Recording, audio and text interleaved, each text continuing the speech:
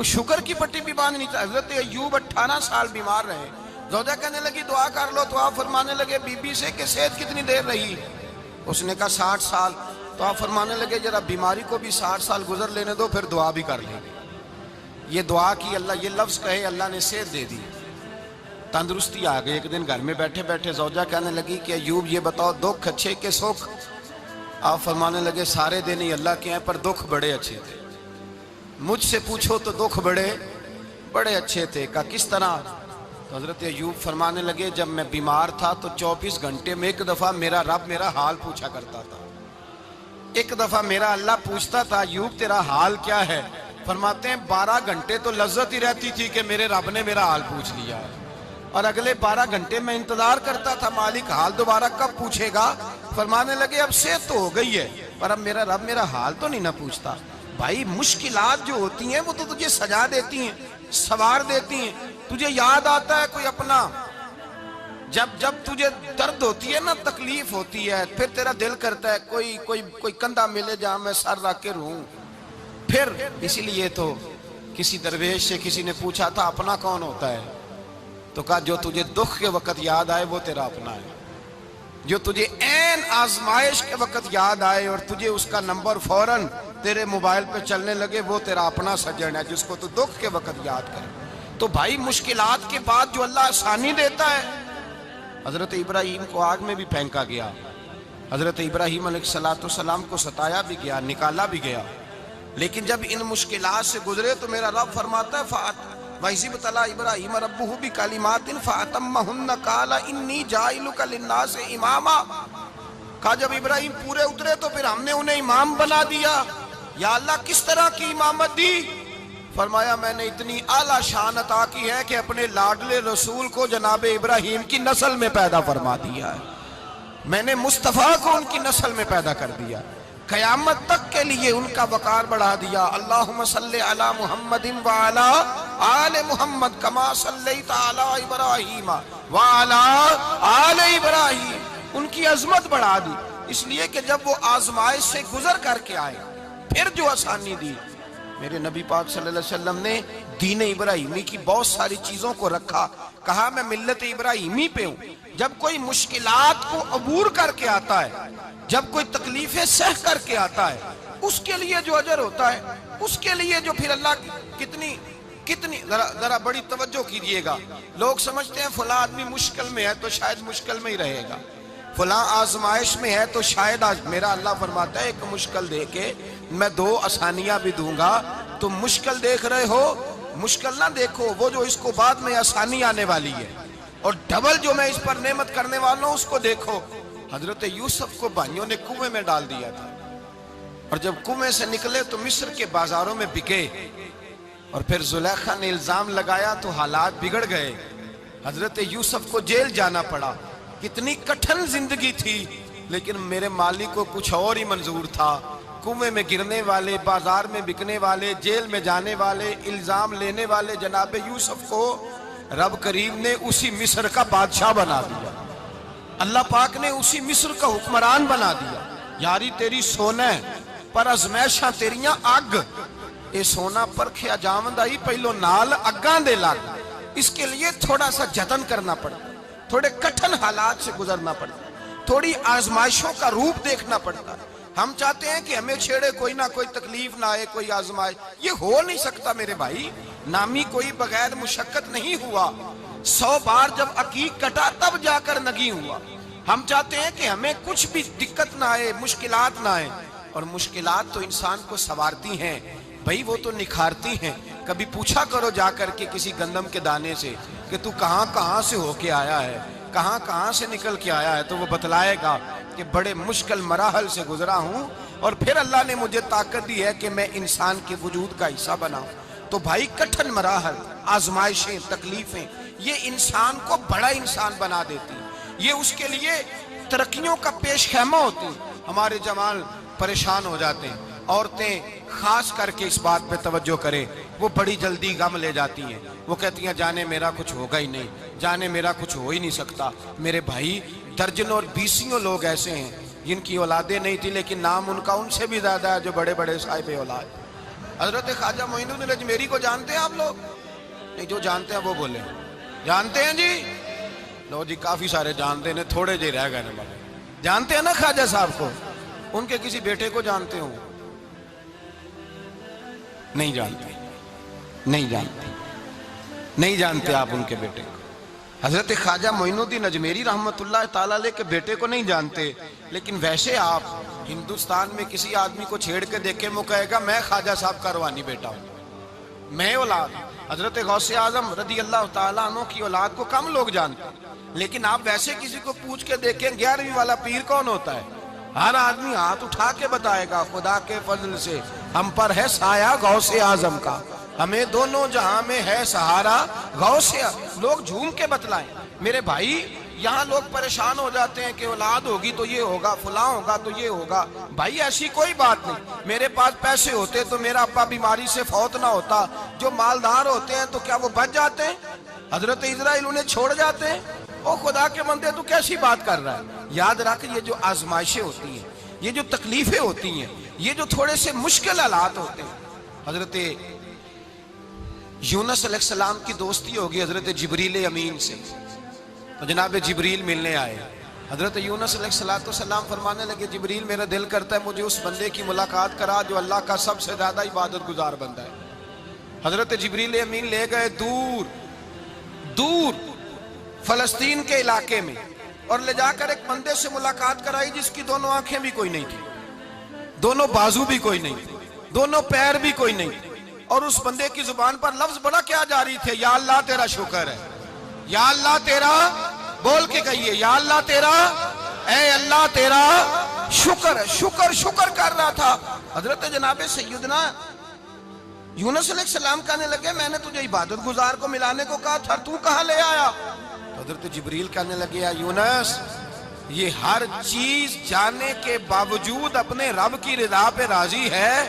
اس وقت دنیا میں نبیوں کے بعد جس سے اللہ سب سے زیادہ پیار کر رہا ہے وہ یہی بندہ ہے، یہ اپنے رب کی رضا پہ راضی ہے۔ اے تن میرا کنگی ہووے تے میں زلف سجن دی باواں، تے پوش میرے دی جتی بن جائے تے میں یار دی قدمی آواں، مارو مارو مینو مار مکاؤ کوئی عذر نہ پیش لے آواں، تے جے سونا ہی میرے دکھ وچ راضی، جے سونا ہی میرے دکھ وچ راضی، جے سونا ہی میرے دکھ وچ راضی، تے میں سکھ نو چلے ڈاواں۔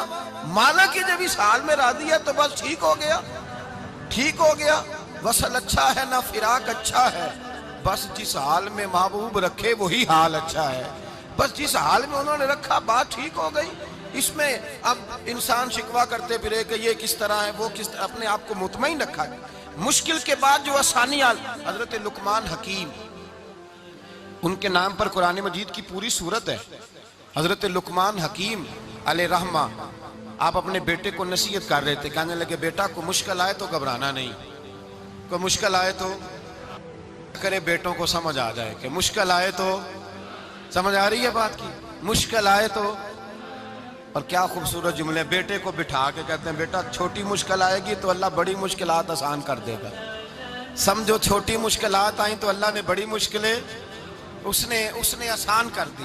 اور آپ کو بتاؤں اصل انسان ہوتا ہی وہ ہے جو مشکلوں میں جینے کا ڈھب سیکھ جاتا ہے، وہ بن جاتا ہے جو کرب کے حالات میں جینے کا سلیقہ سیکھ جائے۔ اپنے بچوں کو یہ سمجھانا، حضرت لقمان بیٹے مشکل آئے تو گھبرانا نہیں، بڑی کو ٹال دیتی ہے، وہ نیکی کا اور آسانی کا پیش خیمہ ہوتی ہے۔ اللہ اس کے بعد آسانی سمجھا رہے ہیں۔ کچھ دنوں کے بعد کہنے لگے آؤ فلاں اللہ کے نبی کی ملاقات کو چلیں، فلاں نبی علیہ السلام سے ملنے چلتے ہیں۔ اس زمانے میں جو نبی تھے ان سے ملنے چلے گئے۔ بیٹے کو بات یاد تھی، گھوڑے پہ بیٹھے، امام ابن جوزی نے اس کو لکھا ہے، گھوڑے پہ بیٹھے تھے دونوں کے پاس گھوڑے تھے۔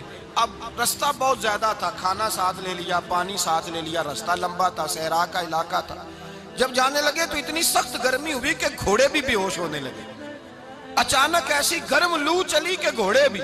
اب دونوں باپ بیٹا جو تھے وہ بڑی جوش میں تھے کہ جانا ہی جانا ہے، گھوڑے سے اتر کر کے پیدل چلنے لگے۔ اب پیدل چلتے چلتے ذرا آگے گئے تو گرمی میں جتنا بندہ پیدل چلتا ہے اتنا پیاس بھی زیادہ لگتی ہے، تو پانی پیتے رہے، کھانا کھاتے رہے، کھانا پانی بھی ختم ہو گیا۔ تھوڑا آگے چلے نا، اس کے اندر تکلیف بڑی کہ حضرت جناب لقمان کے بیٹے کے پیر کے اندر ایک ہڈی پیوست ہو گئی، इतनी बड़ी हड्डी थी वो अंदर ही चली गई पैर, खून के फवारे गिरने लगे, बेटा बेहोश हो गया। हजरत लुकमान उसके सराहने बैठे तो बेटा था ना, आंखों में आंसू आ गए। बेटे ने आंख खोली तो कहने लगा अब्बा जी आप तो सब्र करने वाले हैं, आप रो रहे हैं। फरमाया बेटे मैं क्या करूं, मेरे सीने में जो दिल है वो एक बाप का दिल है। तो बाप जो हुआ तेरा, तेरी दुख पर रोना आया। बड़ी मुश्किल से दांत के साथ हड्डी निकाली, हड्डी निकली तो खून भी चला। साहबजादा कहने लगा हुजूर आपने तो कहा था हर मुश्किल के बाद आसानी होती है, और छोटी मुश्किल देख के अल्लाह बड़ी से बचा लेता है, तो हम तो अच्छे काम चले थे, मुश्किल पे मुश्किल, मुश्किल पे मुश्किल, ये क्या है? हजरत लुकमान कहने लगे बेटा ना तू रब की हिकमतों को जानता है ना पूरी तरह मैं जानता हूँ, लेकिन जो मैंने कहा था वो बात सच्ची है। फइन्ना मअल उसरि युसरन इन्ना मअल उसरि युसरा।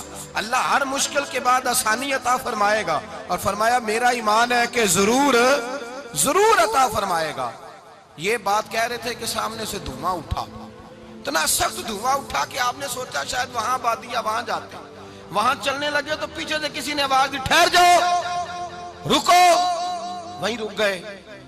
थोड़ी देर गुजरी तो कहा रुक जाओ। जब रुके तो एक बोलने वाला बोला, कहने लगा तुम्हारे लिए थोड़ी देर के बाद जानवरों का बंदोबस्त कर दिया जाएगा, खाने का भी बंदोबस्त हो जाएगा, बच्चे का पैर भी सही हो जाएगा, चले जाना, लेकिन जरा ठहरो।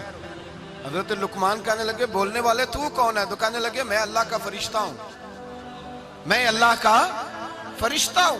कहा अल्लाह के फरिश्ते और ये सारा कुछ क्या है? तो फरिश्ता कहने लगा असल बात यह है कि सामने बस्ती पर मुझे अजाब नाज़िल करने का हुक्म मिला था, आप बड़ी तेजी से आ रहे थे, मैंने रब से दुआ की कि अल्लाह इस बाप बेटे की गलती कोई नहीं, मेहरबानी फरमा। रब ने पहले आपको सहरा में उलझाया, फिर मेरी दुआ की बरकत से आपके घोड़े ठहर गए, फिर मेरी दुआ की बरकत से आपका पानी खत्म हुआ, फिर मेरी दुआ की बरकत से आपके बेटे को जख्म आया, फिर मेरी दुआ की बरकत से सामने से धुआं उठा। फरमाया ये जो तुम्हें मुश्किल पे मुश्किल आ रही थी, ये तो मेरा रब तुम्हें अजाब से बचाना चाह रहा था। ये जो तुम्हें मुश्किल पर मुश्किल आ रही थी तो मेरा मालिक तुम्हें अजाब से बचा रहा था, तुम समझ नहीं रहे थे। हजरत लुकमान ने बेटे की तरफ देखा तो बेटे कहने लगे अब्बा जी बात बिल्कुल सच्ची है, अफदलु ज़िक्र ला इलाहा इल्ला, ला इलाहा इल्ला। और फिर पढ़ने लगे हस्बुनल्लाहु व निअमल वकील, निअमल मौला व निअमन नसीर। ये विर्द होने लगे। भाई जब तुझे मुश्किल आती है, आजमाइश आती है, तो उस वक्त समझता है पता नहीं मेरे साथ क्या बनने लगा है। अल्लाह तबारक व तआला छोटी मुश्किल दे के तुझे बड़ी से महफूज रखता है, छोटी बीमारी दे के तुझे बड़ी से महफूज रखता है। बल्कि मैं एक दफ़ा एक तकलीफ में, एक आजमाइश में मुब्तला हो गया, तो मैंने अपने हजरत से कहा कि हुजूर सारे दुख इकट्ठे ही आ गए, क्या किया जाए? तो आप फरमाने लगे बड़े खुश नसीब हो, जवानी में अल्लाह ने दुख दे दिए, बुढ़ापे में आए तो बर्दाश्त नहीं होते, ये तो बड़े वक्त पे आ गए, शुक्र अदा करना चाहिए, उस जमाने में बर्दाश्त नहीं होते, अब आसानी है, इनको बर्दाश्त करो, हिम्मत करो। मेरे भाई याद रखें, आजमाइशें तकलीफें आपको बड़ा करने के लिए आती हैं। हम आजमाइश को बुरा जानते हैं, दुख को बुरा जानते हैं, दुख तो बड़े प्यारे होते हैं, ये रोने का सलीका सिखाते हैं, ये अल्लाह को मनाने का तरीका सिखाते हैं, ये मस्जिद में जाने का। वो जो सुखी बंदा है ना, सुखी, मुझे एक साहब कहने लगे दो किस्म के लोग मदीने से आते, मदीना शरीफ पूछने लगे, कहने लगे हजरत जी दो किस्म के बंदे हैं, कुछ वापस जाते हुए तड़प रहे हैं, कुछ तस्वीरें खींच रहे हैं रुखसती के वक्त, फर्क क्या है? तो मैंने कहा वो जो तस्वीरें खींच रहा है वो अमीर आदमी है, उसे पता है कि मैं फिर टिकट ले लूंगा, महीने के बाद फिर आ जाऊंगा, और ये मदीना छोड़ते हुए तड़प रहा है, ये कोई गरीब है, ये कह रहा है पता नहीं दोबारा मौका मिले कि ना मिले, ये दुखी है, ये आजमाइश में दुखी। सुखी बंदा तो मक्के जाके नहीं रोता, वहां भी खड़ा है, डट के खड़ा, दुखी कोई नहीं तो रोए कैसे, रोए कैसे? दुखिए दी गल दुखिया ही जाने, दुखिए दी गल। ओ क्या खूबसूरत लफ्ज है मियां साहब की, और लफ्जों में हुसन देखे कहने लगे दुखिए दी गल ये दुखिया ही जाने, ते सुखिए नू की खबरा, ते यार जिन्हां दे मौत ने मारे रोंदे नहीं तक तक कबरा। ये मुश्किल मरहला होता है, जब इंसान तकलीफ में होता है फिर उसे एहसास होता है, और तकलीफ वाले को ही तकलीफ वाले की तकलीफ का एहसास होता है। जब आपको अल्लाह मुश्किल देता है तो समझ ले रब आसानी देना चाह रहा है, जब तेज धूप आती है तो समझ ले अल्लाह गर्म हवा गुजार के ठंडी बारिश बरसाना चाह रहा है, और जब चारों तरफ से घुटन हो, पंजाबी में कहते हैं गुम्मा लग जाए, تو پھر سارے بول کے کہتے ہیں اب جو طوفان آئے گا وہ سخت ہی آئے گا، اس لیے کہ گھٹن جتنی زیادہ ہوتی ہے پھر فضل بھی اتنا۔